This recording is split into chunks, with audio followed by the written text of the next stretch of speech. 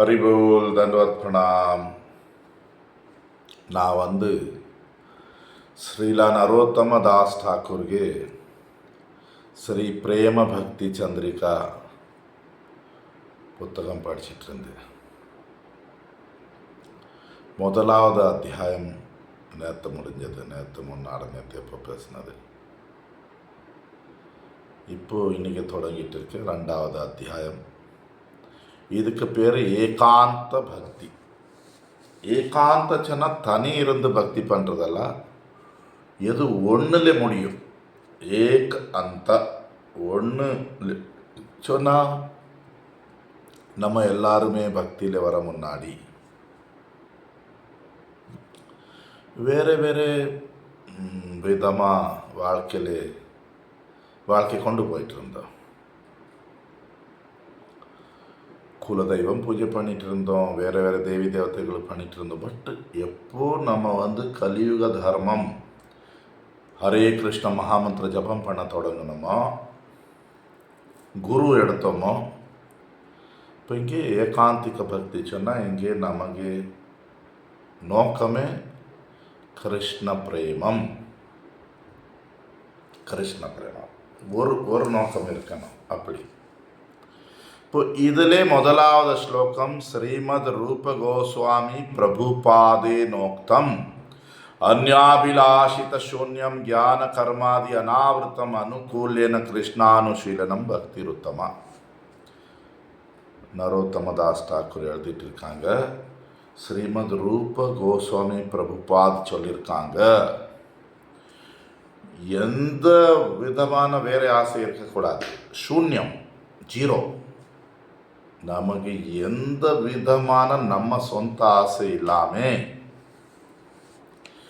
இந்த உலகத்தின் ஞானம் கர்மம் கூட சேர்க்காம கிருஷ்ணர் என்ன சொல்லியிருக்கார் அதுபோல அனுகூலமாக பக்தி பண்ணுறது உத்தம பக்தி.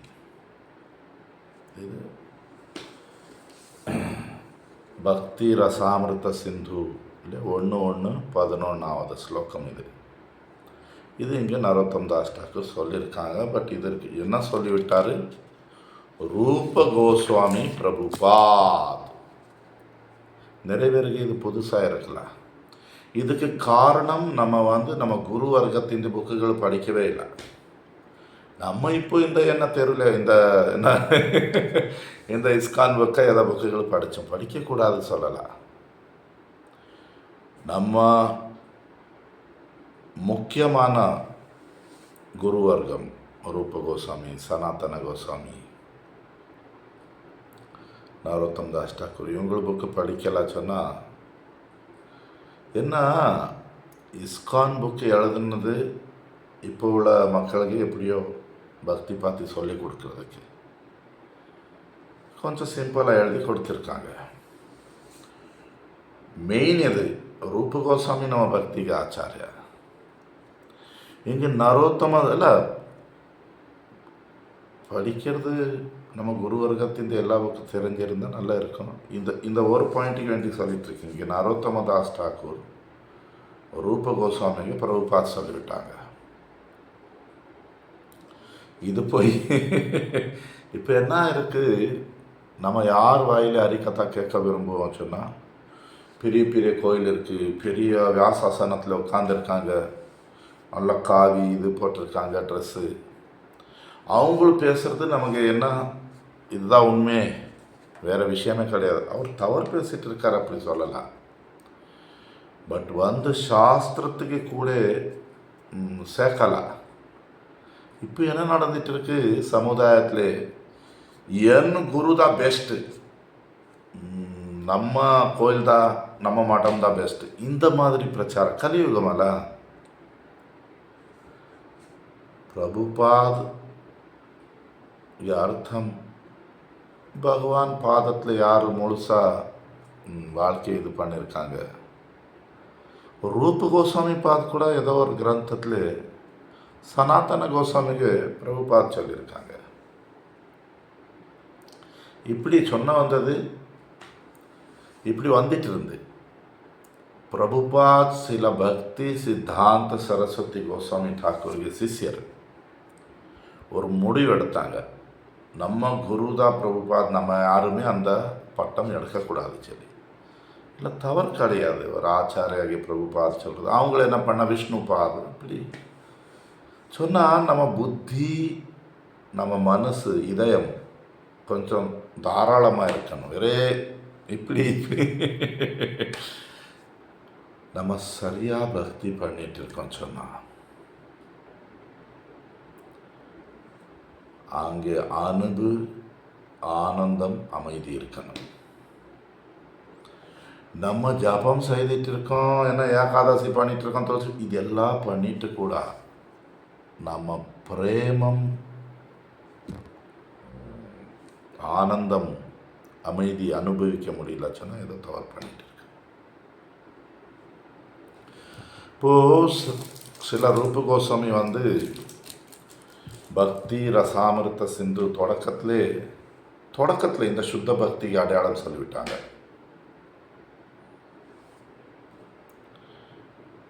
எந்த விதமான ஆசைகள் இருக்கக்கூடாது. நமக்கு உள்ள ஆசைகள் இந்த உலகத்தின் கர்மம், ஞானம் இதெல்லாம் பக்தியில் சேர்க்கக்கூடாது. பக்தி சொன்னால் பகவான் கிருஷ்ணர் என்ன சொல்லியிருக்காங்க அதுபோல வாழுவது உத்தம பக்தி, பெஸ்ட்டு. பாருங்கள், நம்ம தொடங்கிறது எங்கேயும் தான் தொடங்குவோம். பகவத்கீதையில் பகவான் சொல்லிட்டு இருக்காங்க 4 விதமான ஜீவன் என்கிட்ட வருவான். கஷ்டத்தில் உள்ளவனு, சொத்து பணத்துக்கு வேண்டி, அறிவு உள்ளவனு, தெரியணும். அப்படி நான் அது பிரித்து சொல்கிறேன். ஆர்த்தோ அர்த்தார்த்தி ஞானி. ஆர்த்தோ சொன்னால் கஷ்டத்தில் உள்ளவனுக்கு உதாரணம் நம்ம குரு வர்க்கம் சொன்னது கஜேந்திர யானை. நமக்கு எல்லாருக்கும் தெரியும் கஜேந்திர மோக்ஷம். கஜேந்திர யானை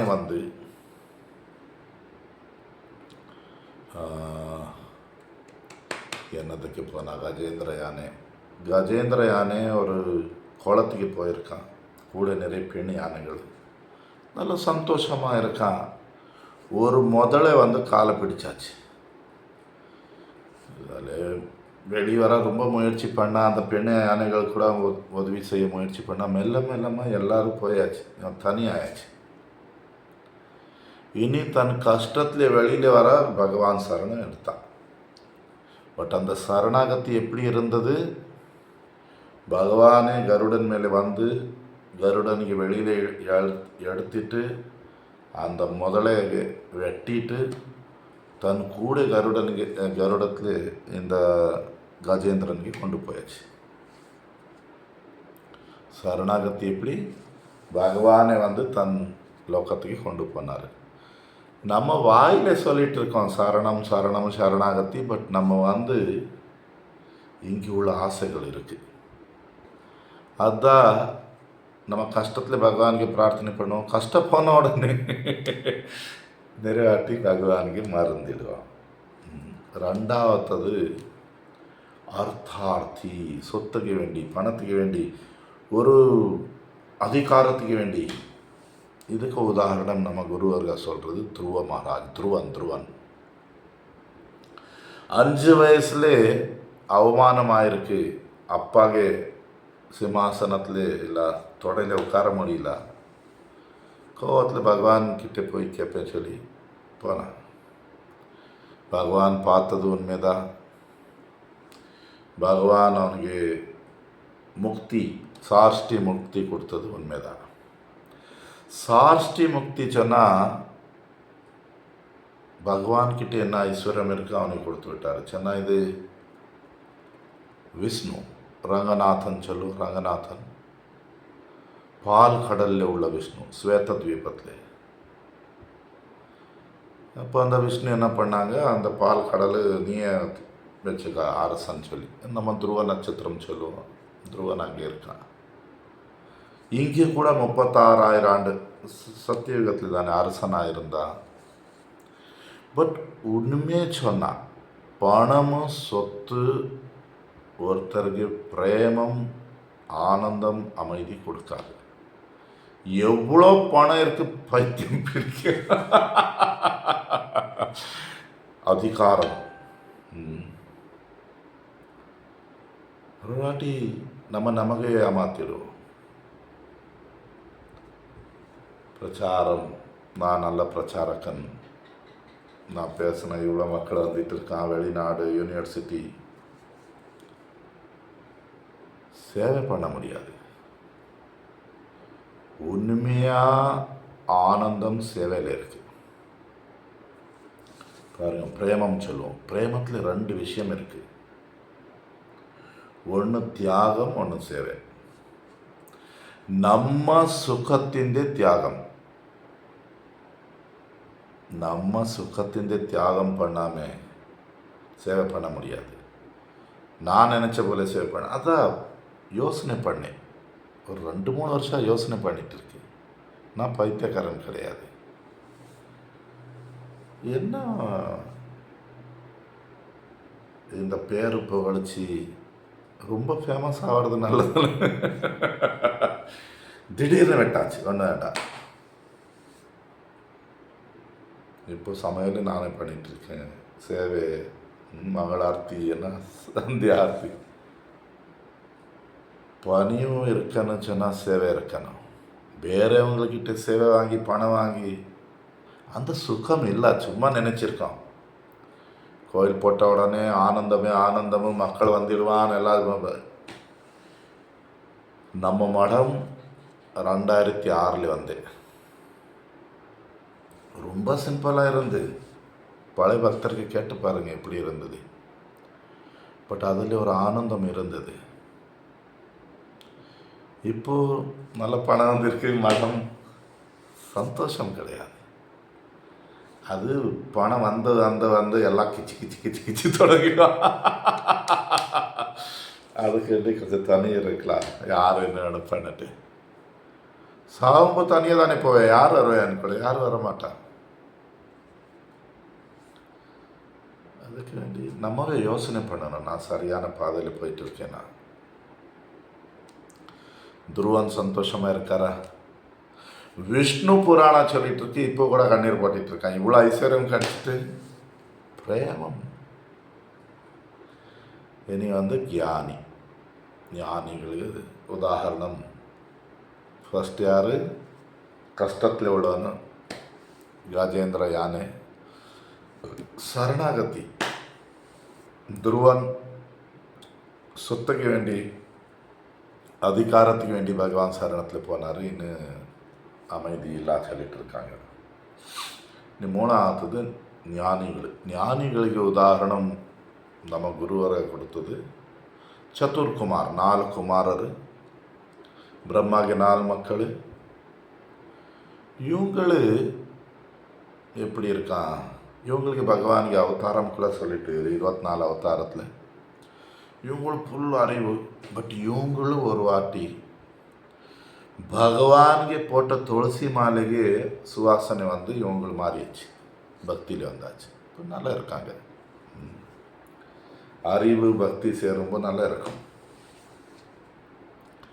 4ஆவது ஜிக்யாசு. தெரியணும் இந்த உலகம் யார் போட்டது, யார் சாத்திட்டு இருக்கேன், இந்த உடம்பு யார் இப்படி இருக்கு, இந்த மாதிரி விஷயங்களை தெரியறதுக்கு முயற்சி பண்ணி நிறைய பேர் பகவான் சரணத்தில் வருவான். இதில் வந்து உதாரணம் வந்து நமக்கு கிடைச்சது, நம்ம குருவர்கள் கொடுத்தது.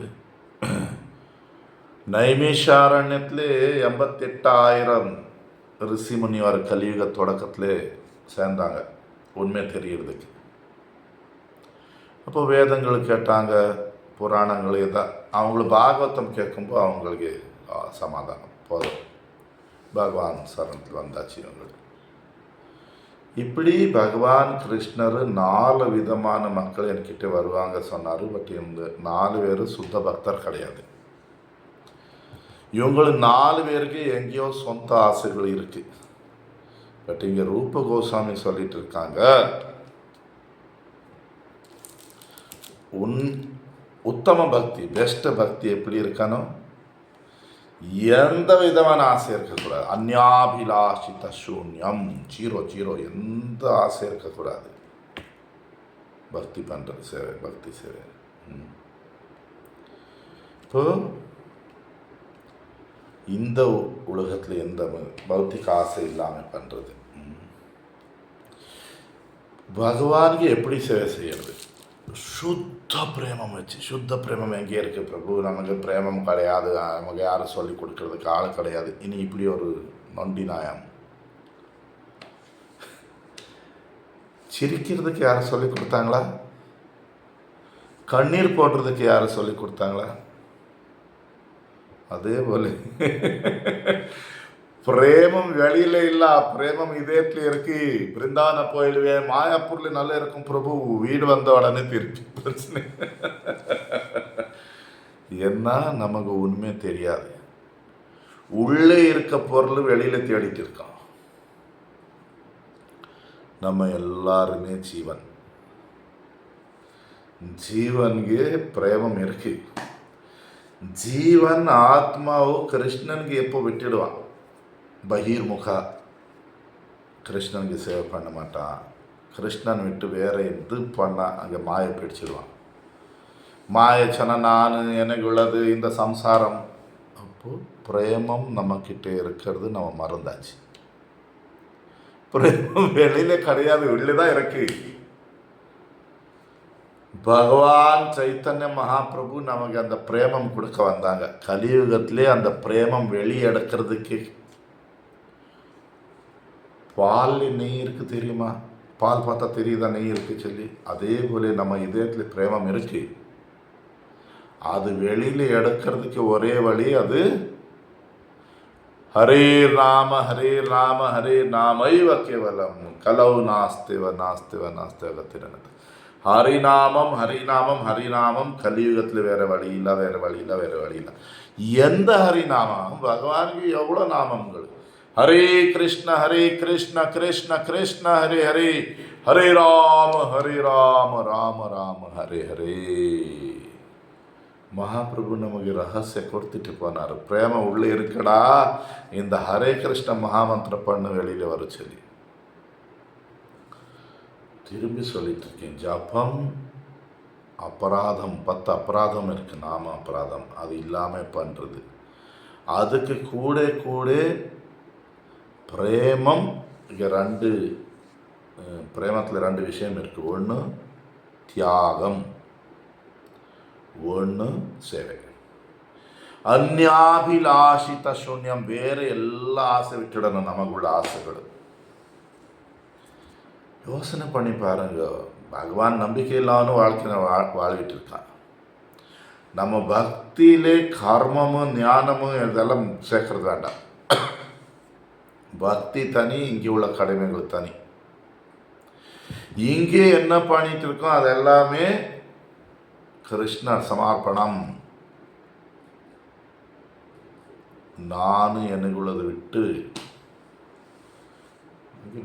மகாபிரபு சொல்லியிருக்காங்க, பக்தி வினோத் டாக்கூர் சொல்லியிருக்காங்க, சிகாயே சரணாகதி பகதேர பிராணா. மகாபிரபு இந்த உலகத்தில் வந்தது பிரேமம் கொடுக்கிறதுக்கு. அந்த பிரேமம் எப்படி கிடைக்கும்? அதுக்கு சரணாகதி சொல்லி கொடுத்துட்டு இருக்காங்க. சரணாகதி கிடையாது. நான் பிருந்தாவன மடத்துல போய் உட்காந்துருக்கேன், நான் மாயாப்பூரில் என்ன சுற்றிட்டு இருக்கேன், என்ன பரிக்கிரமாக்கள் பண்ணிட்டு இருக்கேன். சரணாகதி கிடையாது. என்ன ஆகும்? அது கர்மம் இல்லை ஞானம். இங்கே தொழில் கூடியாச்சு, நல்ல வீடு போட்டாச்சு, அறிவு கூடியாச்சு. பாகவதம் ஸ்லோகம் என்ன 20-50 ஸ்லோகம் சொல்லிட்டு இருக்கேன், கீர்த்தனை பார்க்காம பாடிட்டு இருக்கேன், இப்போ கிளாஸ் எடுத்துட்டு இருக்கேன், நான் மிருதங்க வாசிச்சுட்டு இருக்கேன். கிருஷ்ணர் கூட என்ன சம்பந்தம்? பிரேமம் சொன்னால் ஏதோ ஒரு சம்பந்தம் வச்சு சேவை செய்கிறது. நம்ம ஆச்சாரியர் சொன்னது, ஏதோ ஒரு பிரஜவாசி தாசிய பாவம் இருந்தால் இது பாருங்க, பகவானுக்கு நிறைய உறவுகள் இருக்கு. நரசிம்மராய் வந்திருக்காரு, ராமராய் வரா.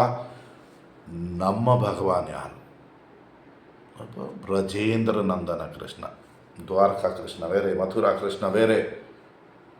பிரஜத்திலே பிருந்தாவனத்திலே உள்ள குட்டி கிருஷ்ணன் அல்ல, அந்த மலை கோவர்தனை எடுத்த கிருஷ்ணன் அல்ல. ராதா மதன் மோகன் 16 வயசு கிருஷ்ணன்.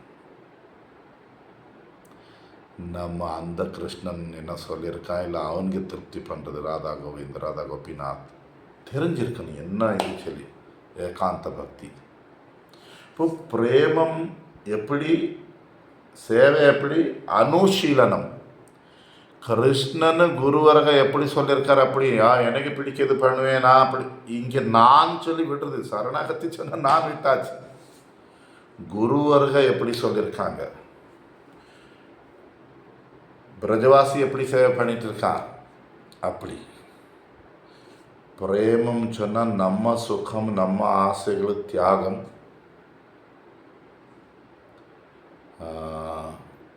ಸೇವೆ ಸೇವೆ ಹರಿ ಗುರು ವೈಷ್ಣವರಿಗೆ 3 ஆச்சாரியர் பகவான் சொன்ன போல. அப்படி பண்ணும்போ நம்ம இதயத்தில் உள்ள பிரேமம் மெல்ல மெல்லமாக வெளியில் வர தொடங்கும். இங்கே அங்கே ஓடி இதெல்லாம் காட்டி வேறவங்களுக்கு காட்டி ஒன்றுமே ஆகாது. நம்ம கிட்ட பிரேமம் இருந்தால் நம்ம வேறவங்களுக்கு கொடுக்க முடியும். நம்ம கிட்ட ஒன்றும் கிடையாது, நம்ம கூட உள்ளவர்கிட்ட ஒன்றும் கிடையாது. எவ்வளோ கஷ்டமாக இருக்குது.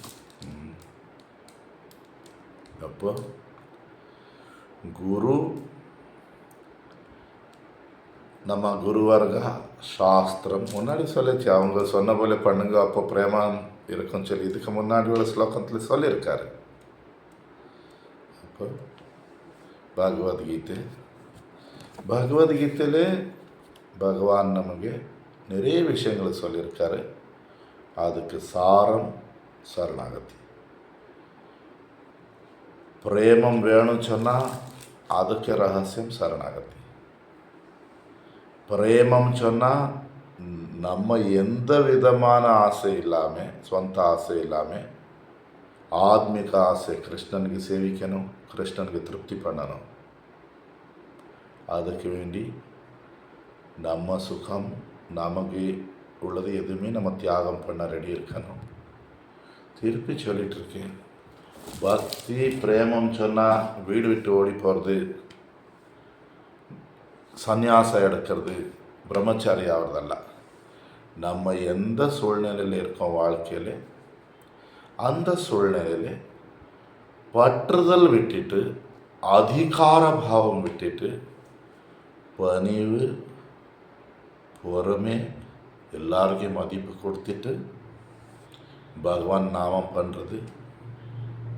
மகாபிரபு தான் சொல்லியிருக்காரு. வேறவங்களுக்கு காட்டுறதுக்கு, சொல்லி கொடுக்கறதுக்கு, கூட்டமும் குரூப்பு பண்ணுறதுக்கு அல்ல, பணம் சொத்து உண்டாக்குறதுக்கு அல்ல. சுத்த பக்தி இல்லை நடந்துகிட்டு இருக்கு. பகவான் நாமத்தில் என்னென்ன பண்ணிட்டு இருக்கோம். உண்மையாக ஆனந்தம், அமைதி அனுபவிக்கணும்னு சொன்னால் பிரேமத்தின் பாதை தான். நம்ம வாழ்க்கைக்கு நோக்கம் கிருஷ்ண பிரேமம். நாளை பேசுவேன். ஹரிபோல் தண்டவத்னா.